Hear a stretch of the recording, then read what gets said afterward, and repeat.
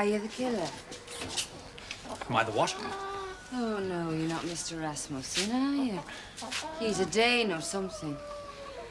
Anyway, he's the killer from Golding Mash, if you must know. Ours has got a septic thumb. Your killer? The pigs. He kills the pigs. Oh. No, I'm not Mr. Rasmussen, but you are Mrs. Crowell, I take it. Why? Why don't you ask me in? I'd like to talk to you.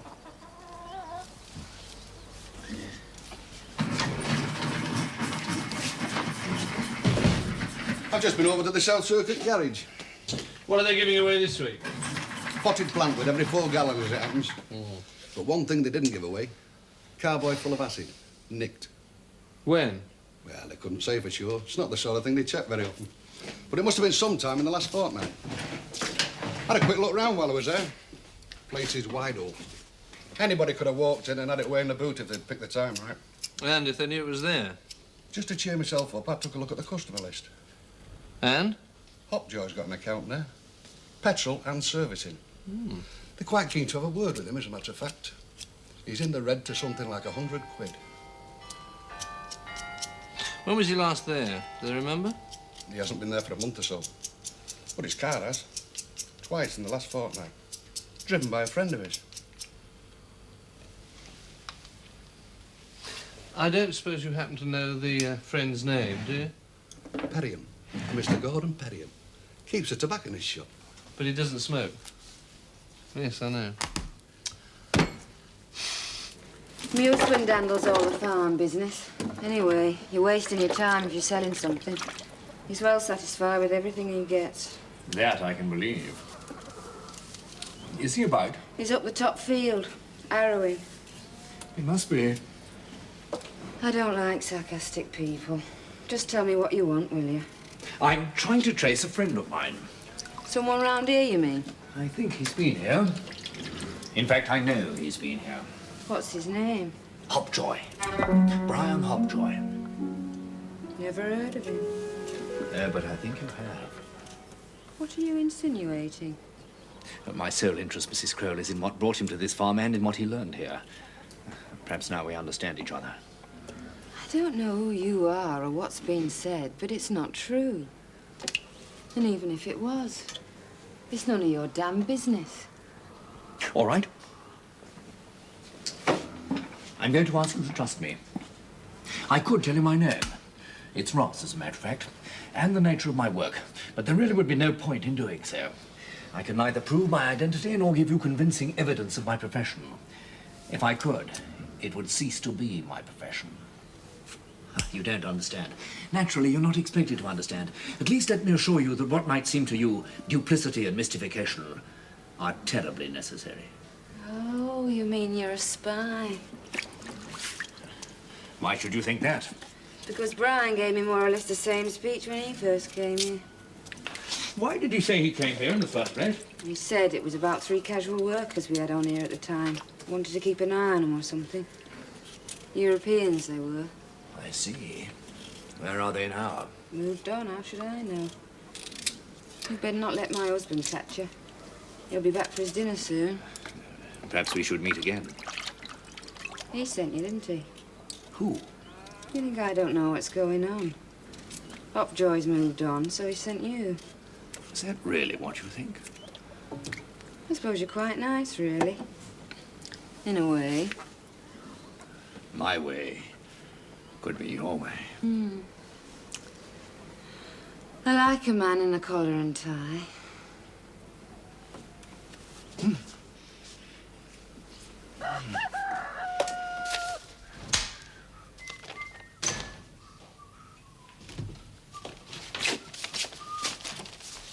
Neptune Hotel. My dear Mr. Hopjoy, blah, blah, blah. I may no doubt look forward to the satisfactory adjustment of your account, etc. George Tozer, gentleman's hairdresser. To goods, £15.75. A remittance will oblige, or no more of same can be supplied. The finance company, that is car. Dear Mr. Hopjoy, blah, blah, blah. Regarding the confidential work undertaken by you for HM government, requiring you to foster a false appearance of... impecuniosity. I regret we must decline your invitation to seek confirmation from the Minister of State, and accordingly must advise you that unless instalments are brought up to date, etc., etc., etc. 8 of them. All very much the same. Dear sir, unless. I don't know why he didn't wear a little badge. B. Hopjoy, Esquire. Counter-espionage agent. Available for... Where did I put that letter, Sid? What letter? The anonymous letter. The letter... Oh.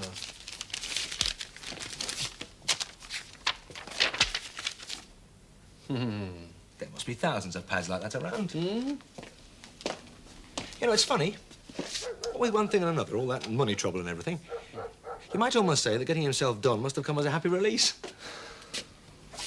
If you see what I mean. I do indeed, Sid. I do indeed.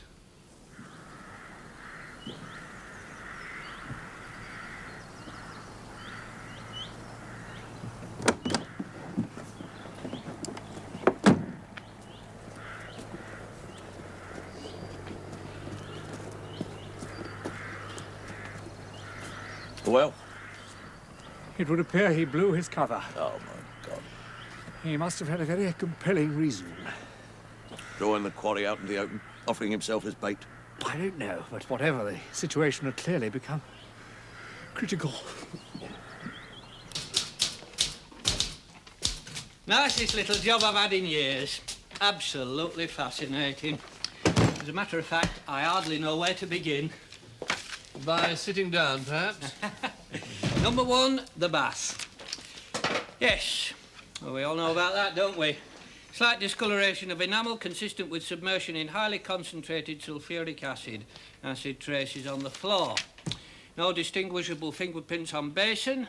Damn it. Still asking a bit much. Oh, now then. Drains. Didn't do too badly with drains. Analysis of contents of drain trap established presence of unusual quantities of fat and carbon compounds, possibly of animal derivation. Also, distinct calcium traces. You're with me there, are you, Squire? The late Mr. Hopjoy, I presume. Mind you, you mustn't run away with the idea that anything like exact identification is possible. It's all a bit tentative. Oh, quite. Yes, quite. It's circumstantially impressive, all the same. I'm only sorry that there wasn't anything exciting in the solid line. Plastic buttons, gold teeth, that sort of thing. Yes, pity. Now, this has been giving us a few headaches, I must say. It was caught in that little grill thing underneath the bath plug. Animal, vegetable or mineral? Oh, mineral. Almost certainly nylon. Nail brush. Oh, too long. Anyway, it wouldn't be joined up like that. It's not out of a brush of any kind. Nobody at the lab had a clue. Are you worried about it? Well, of course I'm worried about it. Of course, it might have nothing to do with the case. £5 to a gnat's navel, absolutely bloody nothing, Squire. Elimination, though, that's what counts. Elimination. Now then, where were we? Oh! Blood stains. Bathroom floor, walls, on the razor blade. Now, I don't quite see how this razor blade fits in. I mean, it couldn't have been used as a weapon, could it? I mean, you don't fell a bloke with a hammer and then cut his throat. That would be sheer ostentation. Now then, what do you make of this?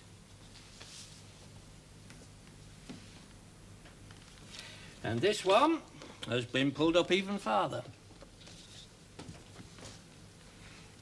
Oh.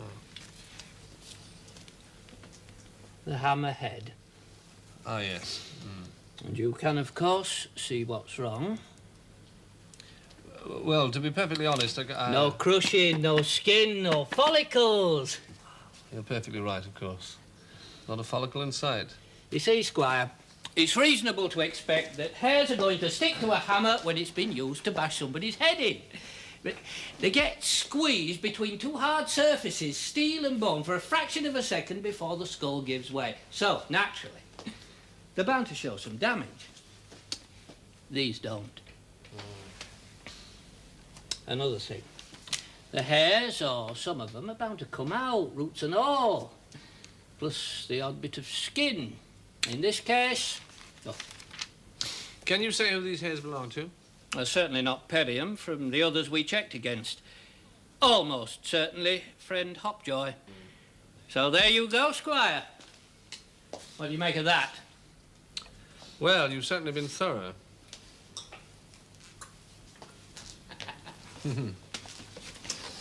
It's just as well said that I didn't clap Perium in irons, isn't it? Well, I couldn't have been blamed if I had. I just knew there was something too pat about the setup in that house. And, of course, it was too much to expect a nice conclusive lab report with follicles. Sorry, Squire. Let me make this clear. What you're saying is that these hairs...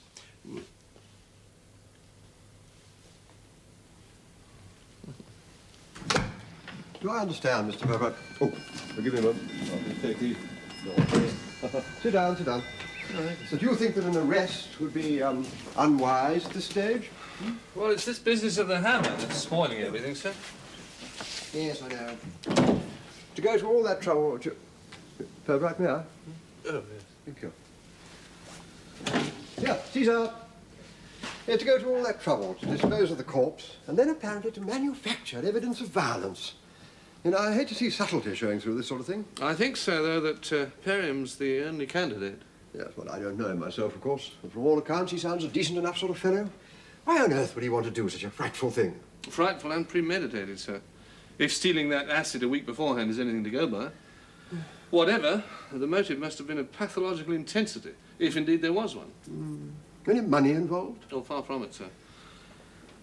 Hopjoy left only debts. Debts and a lot of bad feeling. One doesn't want to be uncharitable, but I suppose we shouldn't ignore... Well, you know, two chaps living on their own in the same house. I think there's no doubt, sir, that Hopjoy was almost aggressively heterosexual. Oh, was he? Well, I'm glad to hear it. One knows the sort of thing that goes on, of course. But I'd hate to think of you, Purbright, as having to fish in those waters. Yes. Oh, by the way, I had a word with Ross. Now, he doesn't see Perium as being involved in any way. In their parlance, he's cleared. In fact, they're looking far further afield. So I believe so. However, I wouldn't want them running into any unpleasantness. After all, they are our guests. Well, you know, in a sense. I'll do my best to look after them, sir. Oh, good. I don't like it. I don't like it at all. I don't pretend to be an encyclopedia, Mr. Pumphrey. I thought that by calling in a couple of local experts, it might save you a great deal of time. I suppose you realise this information is highly confidential. It's all right, Purbright. I'm sure you can question your chaps in a way that won't set any rabbits running, eh? George Tozer. Now then, tell us what you know about him. But you know old George, Inspector. The barber down in... Spindle Lane. Spindle Lane, that's it. The Rubber King. You know old George, sir. Of course I know him, but these gentlemen don't. It's for their benefit I want you to tell us about him. Oh, I see. Well, a rum old sod is George. Ugly as vomit. He'd help anyone, though, wouldn't he, Sid? They reckon it was him that fixed up Lady Vera with that third husband of hers. You know, the book salesman with the one here. Mind you, I reckon she started drinking Airy Storer by then. That's how she came to meet George, I suppose. It's Mr. Tozer. What are his political affiliations? Well, I know Lady Vera's a Conservative. They don't risk letting her open any more fates, of course. I've got a feeling George is Labour, isn't he? Oh, not that politics would stop him doing you a good turn if he could. Bit of a flannel of mind. Oh, aye. Still, there's many a family in this town who'd be too big to be fed if it hadn't been for George and his little packets of three. Yes, and perhaps we're not on the same tack, Sergeant.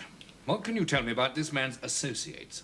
I've an idea he's in a team of bell ringers. Aye, they reckon he's quite religious on the sideline. I don't think he's what you might call associated with anybody special. I mean, why should he be? The man who seems to have no associate, Sergeant, is generally the man who's taken great care to conceal them. So much for Mr. Tozer, it seems.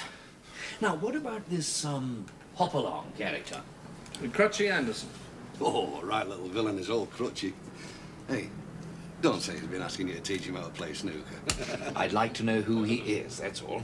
Well, he's a bookie's assistant, that's who he is. He appears to do most of his business in back alleys. Why is that, Inspector? You have betting shops here like everywhere else? Oh, indeed we have. The local people, some of them, think of them as a bit infra-dig. Besides, furtiveness conveys a certain cachet, don't you find, Mr. Ross? He mentioned to me that he'd lost his leg on a shipping run to Archangel. That's right. Frostbite. Other times it's sharks in the Pacific. Anything to touch you for a pint. He used to work on the shrimp boats over at Chelmsbury. Only one day he got drunk, put his leg in the shrimp copper, Cooked to the bone it was before he pulled him clear. But he was a sailor, which means that he could have established contacts abroad, doesn't it? Well, if you call the sandbanks 2 miles off the estuary abroad, I suppose he could. That's as far as the shrimpers ever go. To the best of your knowledge. Which brings us, I suppose, to Farmer and Mrs. Ted Kroll out at Mumblesby. Bill? Well, it's my considered opinion that young Bernadette's had more ferret than I've had hot dinners. It would seem that Mrs. Kroll has a reputation for promiscuity. Is that to the point, Mr. Ross? Security-wise, moral turpitude is always the point, Inspector. The person that we are interested in was following a sound principle when he put Mrs. Kroll under surveillance. Yes, yes. What? Absolutely. You know, it's funny we should be talking about old Tozer. Talk as he used to send blokes up there to keep Bernadette company. Tozer. Direct connection, CD&F. Aye. Fancies himself in the matchmaking line, like. They say he's got a list of all the lonely wives in Flax. Are you suggesting that Mrs. Kroll is in the public domain, favour-wise, as it were? Well, that's how it's told. Oh. Man, yeah. I reckon he'll think twice before sending up another stand-in for Ted Kroll. Why? What happened? Well, they say Ted turned up and caught the last one. Chucked him through the bedroom window like a thought-load of sugar beet. I don't know who it was. I could find out for you if you like. Would you like me to have a word with Mrs. Kroll? You keep away from Mumblesby, Sid. Good God, they have to go in pairs to read the meters in that parish. Bill, it might be interesting if you could find out who. Does anyone know who Rasmussen is? He's a Dane. Used to have a farm of his own over at Pollard's Bridge until the government took all that land over. I think he does odd jobs nowadays, doesn't he? Yeah, slaughtering for one. There'd be nothing unusual in Kroll wanting a pig slaughtered, I suppose? Another one, you mean? I'm not with you. Don't you remember, Inspector, I told you? He had one slaughtered a fortnight ago, that's all. Only someone pinched out the carcass from where it was hanging in the barn. Kroll's been on a mean non-stop about it since. Swearing blue murder here. Fascinating, I'm sure. Wholly relevant, I would have thought. Quite. One other thing, Sergeant. You said the government had taken over Rasmussen's farm. How did that come about? All the land round there was taken. Compulsory purchase, I think they call it. For that big establishment place at, whatchamacallit? At Thimble Bay. Thimble Bay, that's right. Thank you so much. Fibrofon think it's from a baby's hairbrush. Portsea Plastics say fishing line. And Hoffman's plumb for the retaining thread on a gyro compass. Take your pick. Not a great deal of help, I would have thought. Anyway, I'll keep trying. Now then, the tar. All in the boot, actually. A few strands of straw, almost certainly the carboy wrapping. And more to the point, bloodstains. All recent, definitely recent, but decidedly not human. So there you go, Squire. Tell me, Mr. Warlock, this business of the bloodstains, I suppose you could tell fairly easily whether they're animal or human, eh? Obviously. Suppose some flesh, blood and bone were reduced right down to their chemical constituents. You know, carbon, water, calcium salts and so on. Could you decide what sort of animal they came from? If you're thinking of the stuff that we found in the drain. Indeed I am, Mr. Warlock. Yes, well, let me make it quite clear. There's no way of telling whether that sludge was man, woman, the Archbishop of Canterbury's pet kangaroo, or any other four-legged animal. Go and take your coat off. Oh, thank you, What were you sir. saying now? Well, sir, it's almost inevitable that part of such a complicated setup would prove faulty. It is. Sit down.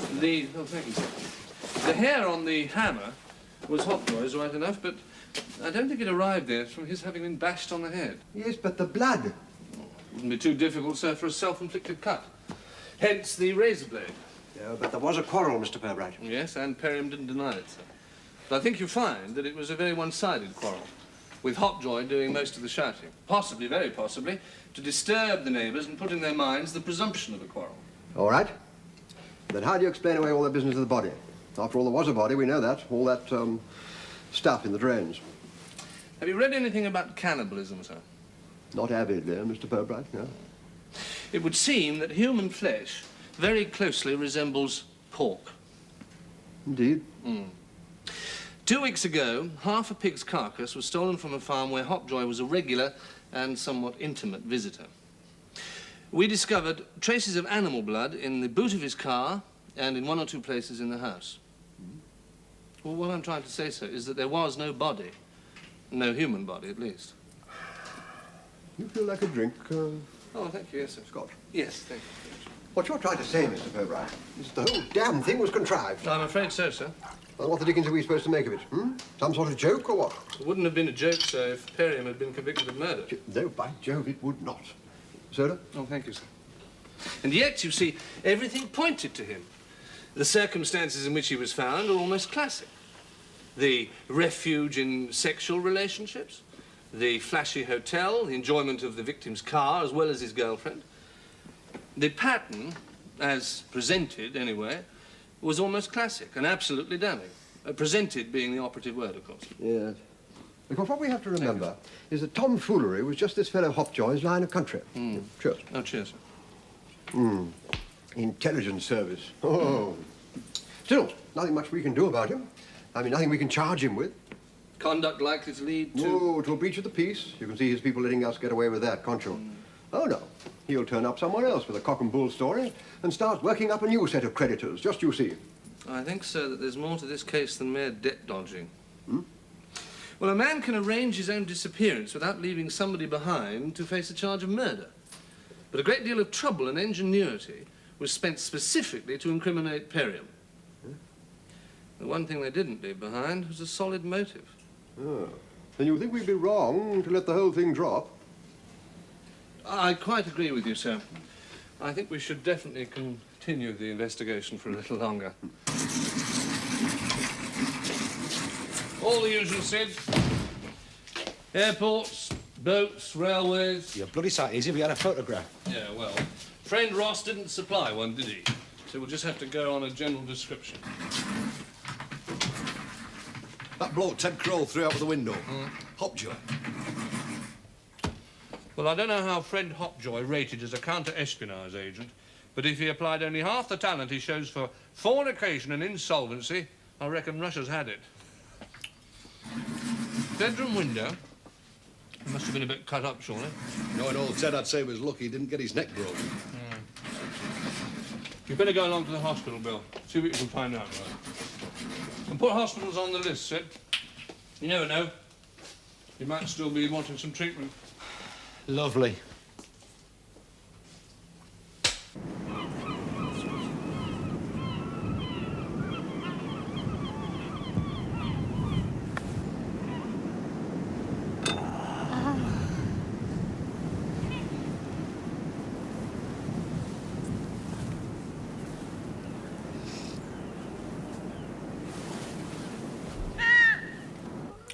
So, he hasn't shown up, and I rather doubt that he will.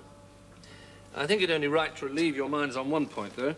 I now think that we were mistaken in thinking that he was dead. There you are, you see, I told you. Fancy chasing after us with that ridiculous story when we haven't been married 5 minutes. It's not what I'd call very tactful. No, it wasn't, Mrs. Perriam. But under the circumstances, we didn't have much choice. Oh, it's all right, Inspector. Obviously, it wasn't very nice for us, and if anything had happened to him, well, we did let him down rather badly, you know, Darl. Now you know what you let yourself in for when you pinch your best friend's fiancé. There is one thing, Inspector. The house, you have finished there, haven't you? Oh, yes, yes. Give us a couple of days and we'll straighten it all out for you. And the car? Oh, you can have that sometime today. Did it disappoint you? Sorry? Wasn't it covered in blood and fingerprints and everything? Oh, Dor, really? I mean, what did they expect? So you'll be staying on at the house, then? Oh, yes, we shan't move. Not yet a while, anyway. Well, it's been home for so long, and I'm sure Mother wouldn't want strangers moving in so soon after she, well, you know, passed over. Died, darling. She's dead.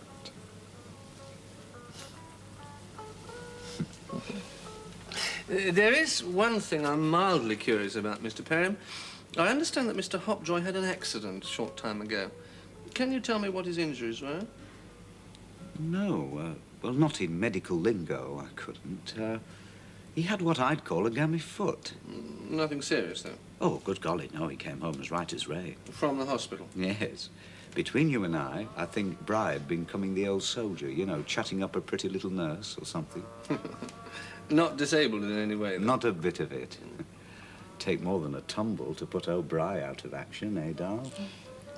Rather. Old Bri? No. He's as strong as a horse. Well, I'm sorry if I've been something of, A skeleton at the feast? Something like that, yes. Oh. But such a nice skeleton. In a funny sort of way. Oh, really? They're back. That court woman and her mother. And? And guess what? You tell me, Sidney. She says she wrote that letter. We know all about the letter, don't you remember, Sidney? We reckon Hopjoy himself wrote it. Don't you remember the pad in the case, the indentations? Well, that's what she says. Her exact words. Now I know what's happened, I feel very bad about sending that letter. I didn't mean to cause trouble. Well, they never do they? The reason I was up is because it happened to be one of my bad nights. The doctors told me never to take anything with pips for fear they might lodge. And that tea time I just had half a fig roll. No more. Well, that was enough. I was in agony till first light. Then the salts started working, thank the Lord. I did thank him too, right there on the what have you. Then all you really saw, Miss Cork, in fact, were two men apparently quarrelling. As I have said, yes. Nothing very unusual in that, I would have thought. Nothing to impress you enough to write an anonymous letter. Oh, it's all right, you won't get into any trouble. I haven't even seen it yet. Well, of course you haven't seen it. It wasn't sent to you. I'm sorry, Miss Cork, I don't quite understand. According to my sergeant... I don't want to talk about it, not about that. I couldn't. This letter, was it about something you saw? Naturally. In the Perriam house? There were goings-on? In her room. Her room? His mother's. Romping like dogs on a grave in the middle of the afternoon. Disgusting little tart. Are we talking about Doreen? A woman like that causes nothing but trouble. I know. How long ago was this? I don't know. 2 months. And the letter, I presume you sent it to her fiancé? I've had this out in prayer and I was told I'd taken the right road. The answer to your question is yes, if you feel it'll do you any good. And I don't want to talk about it anymore.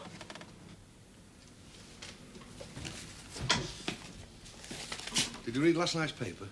Should I have? Listen to this. Salt pork. That's the headline. The season's oddest catch was landed at Brockleston South Bay last Friday by a Sheffield angler. It was half a pig. Rather the worse for immersion. And the name of the fisherman, Mr. Andrew Hogg. Popular place for fishermen, Brockleston. And for honeymooners of a sort.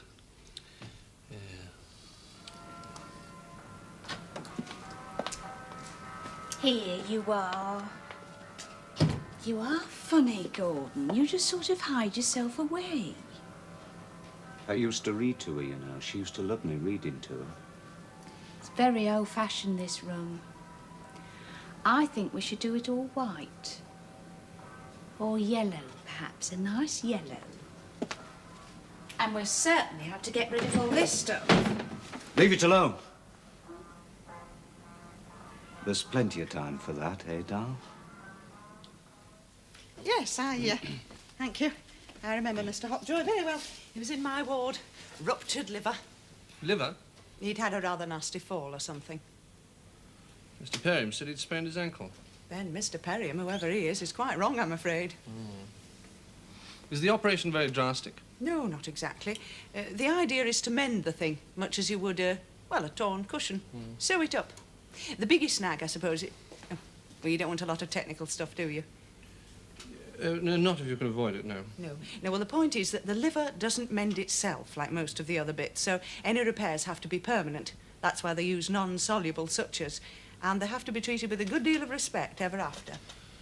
I'm told that this man left the hospital in a somewhat frisky condition. Is that likely, do you think? I mean, could he lift heavy weights, for instance? The only thing he'll be lifting for a bit is a glass. And he'd better not make too regular a habit of that, either.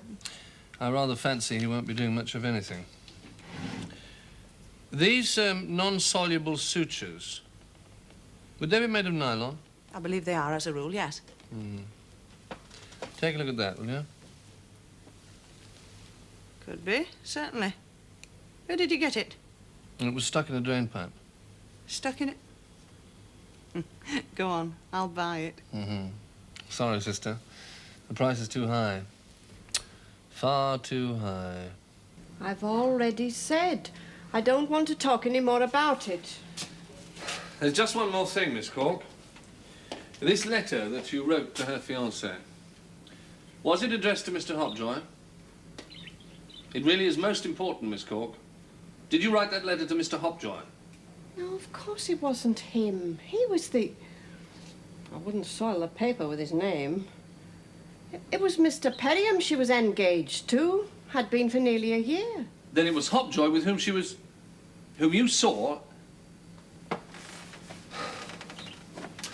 Thank you, Miss Cork. I just wanted to make sure there was no misunderstanding. I really fail to see your point, Inspector.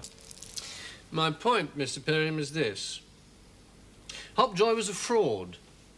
He traded on credulity, not least the credulity of his own employers.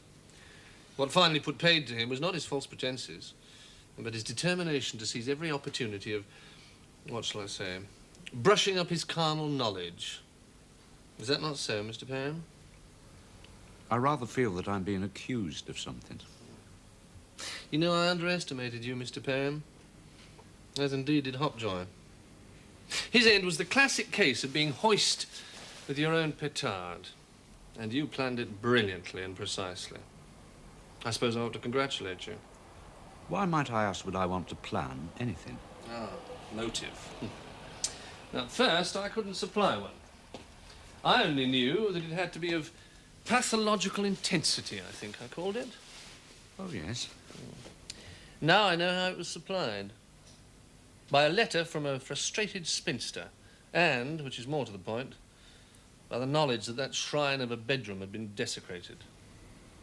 Well, in that case, why didn't I kill Dor as well? Perhaps you thought that involving her in a crime would be a more fitting punishment. After all, she did make that telephone call to the hotel, didn't she? Perhaps she thought you merely meant to scare him away. No doubt I'll get her version. After all, she is an accomplice, if only technically. You've got no right to come here and say these things. I've got a car outside. I'd like you to come with me, Mr. Perriam. I'm not going to listen to this. I'm not going to listen to this. Excuse me.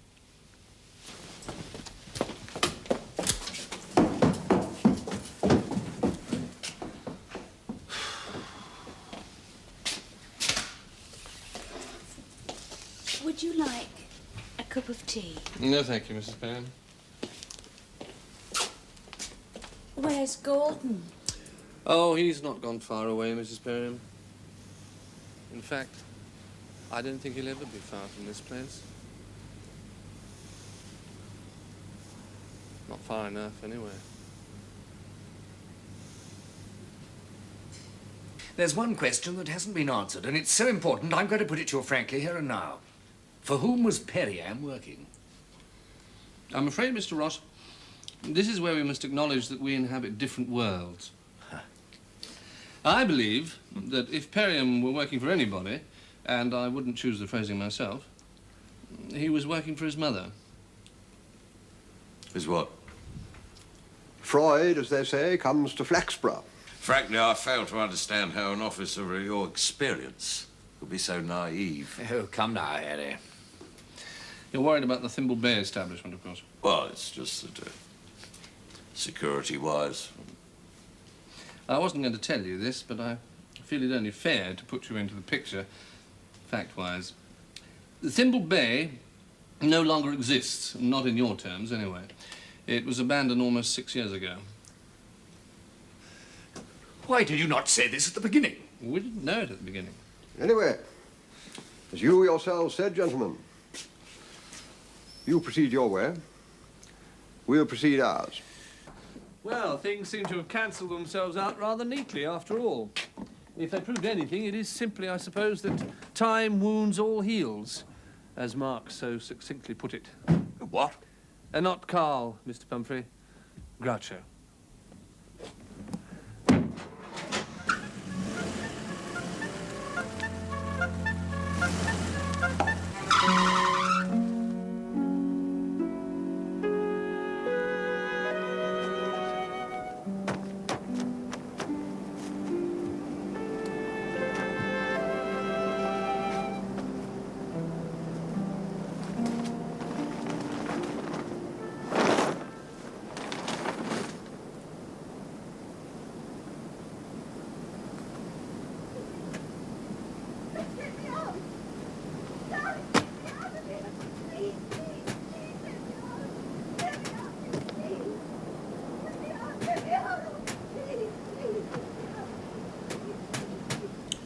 Mrs. Lillian Bannister, 13 Cadwell Close. Correct.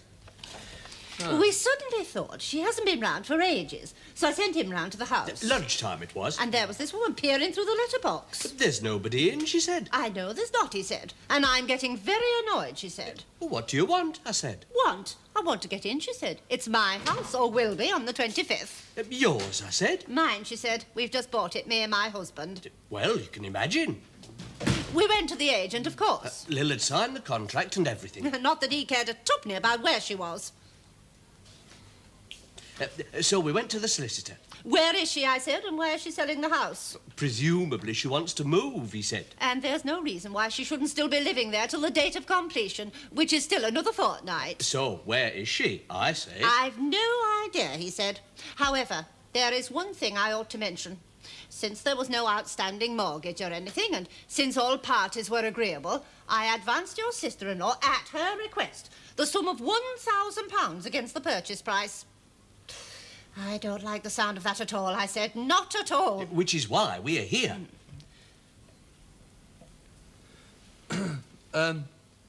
You can't think of anyone that she could be staying with for a few days? There's only us. How old did you say she was? 52. Oh, 52, yes, of course, you told me, yes.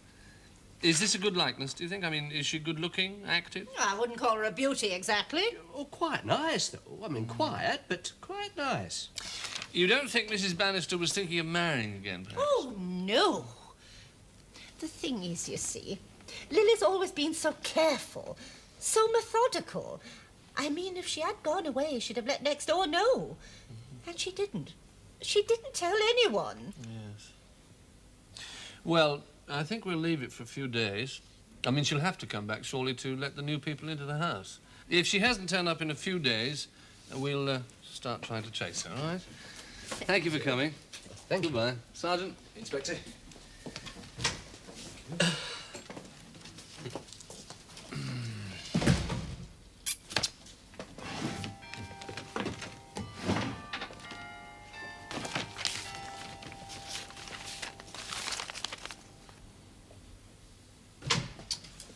Second one in 2 months. Same as before then, Sid. Travel agents, bus stations, railway stations, hospitals. Didn't get us very far last time, did it? Didn't get us anywhere. Oh, God. I hope it's not one of those human remains things. I can't stand human remains.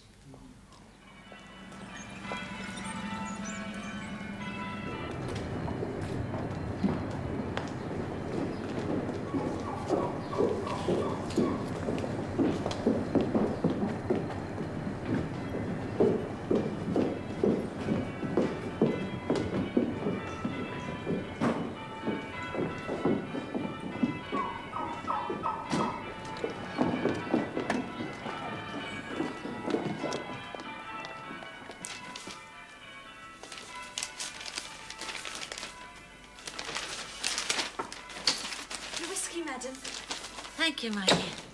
Are you feeling faint after the journey, madam? Not a bit of it. Cheers. Are you from London, madam? I am indeed. Thought you were from London. I've got an uncle in Cricklewood. How very nice for both of you. I expect you're just visiting, are you? Well, as a matter of fact, I'm thinking of living here. Well, there's nothing much in Flax. Nothing at all, really. Oh, I expect I shall find something to stretch my faculties. Oh, yes. I feel like something fresh, something challenging. I do enjoy a challenge. Oh, I don't. Well, not in Flax, anyway. Now, London... The thing about Londoners, you know, my dear, is their complacency, which explains their gullibility. Hence the success of so many of our provincial cousins in creaming their fortunes in London before the natives discover that they haven't just come for the football match and to look at the pigeons.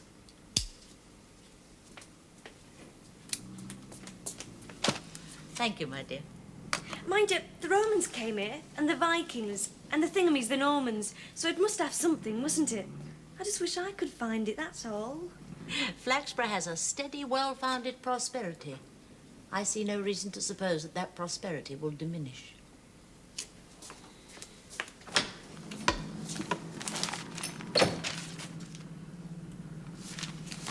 Now that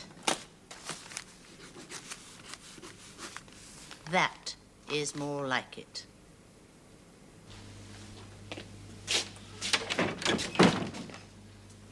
I found all their personal papers, what there is of them. Kitchen drawer. Oh. Well, she can't take many of these, if any. Right, let's have a look at this then.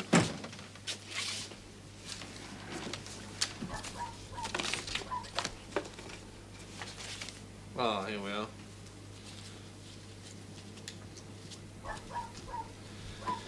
£1,000 cash, 4 days after it was paid in by the solicitor. Just as Martha Reckitt's cashed her life savings 2 months earlier, almost £2,000.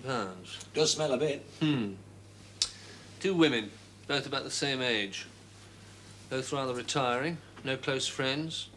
Lonely, perhaps. One a spinster, one a widow. And both with something in common. They had ready money and they were available. Fellas, you mean? Well, the way I hear it, they were both highly respectable. Exactly. And a woman like that isn't going to run off with the first man who knocks at the door and asks her to do a bit of modelling. She'd want something more substantial. Lust might well seethe in the maidenly bosom, but a woman like this, she's going to have a prime regard for security. So when I say available, Sid, I mean matrimonially available. No, I don't see it. Well, it has to be. It's the only bait that would have worked, surely. Anyway. Well, she wasn't a great one for writing cheques. Insurance, gas, electricity. Hello. What's this?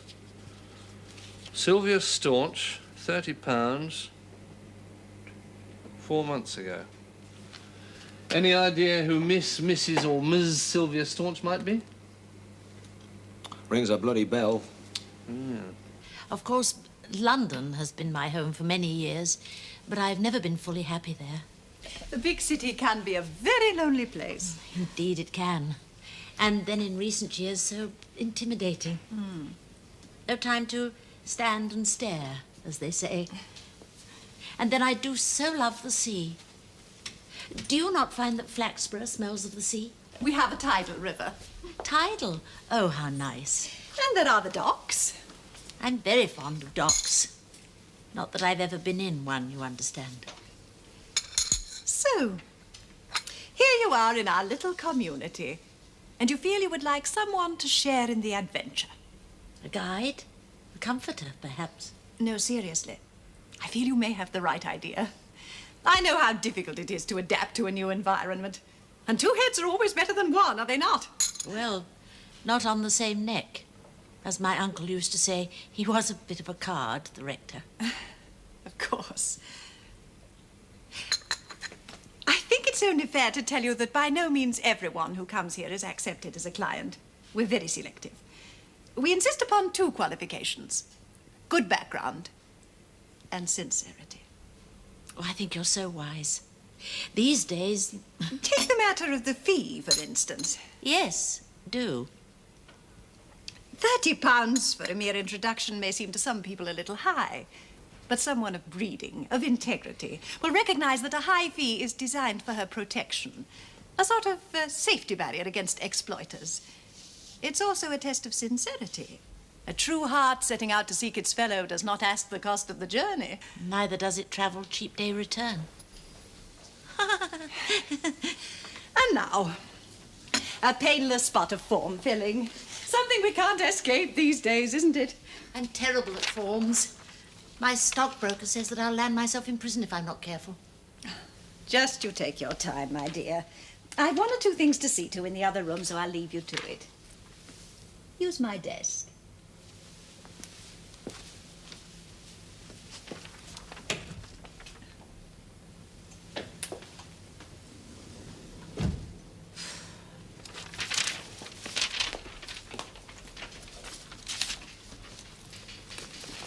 Oh. Well, what do you expect? Butcher blue drawers and a long-sleeve vest? Well, I don't know. Women of that age.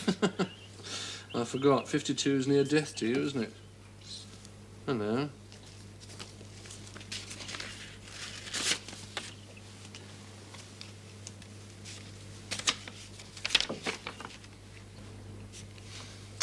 Lillian, my dear. I took a trip, or pilgrimage, should I say, to the church this morning. How right you are. What a noble edifice, and how fitting for vows unto death. I think I must use the scene for my next novel. Thank you for lending me back those earlier letters. I was right, I think. They do contain some phrases that ought to be worked into another book. You see what inspiration you give me. And here is some good news. My publisher is sending me an advance of £2,000. Isn't it wonderful to have one's talents recognized, my darling? And not only that, think how much it will mean towards the little investment in our happiness. Oh, by the way, the agent says cash will be best. These country swains are suspicious of checks. Good night. A sweet good night, my dearest. I will be waiting tomorrow at our tree. Your impatient Rex. P.S. The agent tells me he thinks that our enemy will withdraw his bids for the cottage once our deposit is paid. Good-o. Exit Mrs. Bannister via our tree. Blimey. He certainly writes like an author. No date, no address, and the way he asks for that letter back. That's clever, that is. Yes. And perhaps it explains why we found nothing at Miss Reckitt's. If it's the same bloke. Oh. Well, at least we know there is one. Also, hence the £1,000. Our little investment in our happiness. You want me to check the registry offices and so on, will you? No, I don't think so, Sid. After all, an offer of marriage doesn't always lead to a short walk down the aisle, does it? No.